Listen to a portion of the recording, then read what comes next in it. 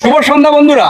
BJP শাসিত রাজ্যের double engine সরকারের রাজ্যের মুখ্যমন্ত্রী সত্যি একদম বুদ্ধি নেই। ইনি হলেন এমপির মুখ্যমন্ত্রী, হ্যাঁ, মোহন যাদব।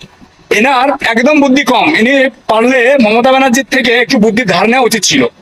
তার কারণ ঘটনা ঘটেছে কি, আইসিসির মহিলাদের ক্রিকেটের বিশ্বকাপ চলছে, তো সেখানে অস্ট্রেলিয়া টিমের দুটো মেয়ে সন্ধ্যার পরে হোটেল থেকে ক্যাফেতে যায়।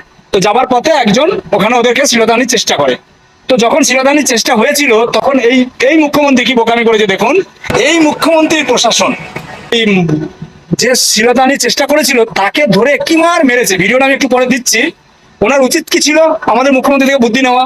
তাহলে কি হতো না, ওই মেয়েগুলো কেন হোটেল থেকে বেরিয়ে ক্যাফে যাবে সন্ধ্যার পরে?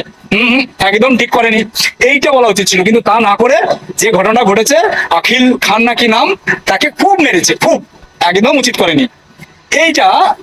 এবার কুণাল ঘোষের বিষয়। কুণাল ঘোষ পরশু এই নিয়ে একটা সাংবাদিক সম্মেলন করেছিল। হা হা হা, মধ্যপ্রদেশে আমাদের দেশের লজ্জা। হ্যাঁ, দেশের লজ্জা, এটা এটা দেশের লজ্জা। একটা বিদেশি ক্রিকেটার বা কোনো মহিলা, যে কোনো মহিলার ক্ষেত্রে শিরোধানির মতো কেস করতে চাওয়া বা শিরোধানি ঘটানো করার চেষ্টা করা, এটা সত্যি লজ্জার বিষয়। ভারতবাসী সনাতনী সংস্কৃতিতে এইটা নেই, এগুলো করা সত্যি অন্যায়। আর এই অন্যায়টাকে কুণাল ঘোষ বলছে আহা, সব শেষ হয়ে গেল। কি লজ্জা পেয়েছেন উনি। আরে লজ্জা তো তোর হওয়া উচিত, তোর রাজ্যের মুখ্যমন্ত্রী হওয়া উচিত, যে নাকি নিদান দেয় মেয়েদের ঘর থেকে বেরোনো উচিত না। দেখ, মোহন যাদব বিজেপির ডবল ইঞ্জিনের সরকারের মুখ্যমন্ত্রী এমন আচ্ছা ধরে কেলিয়েছে, ঠিক আছে?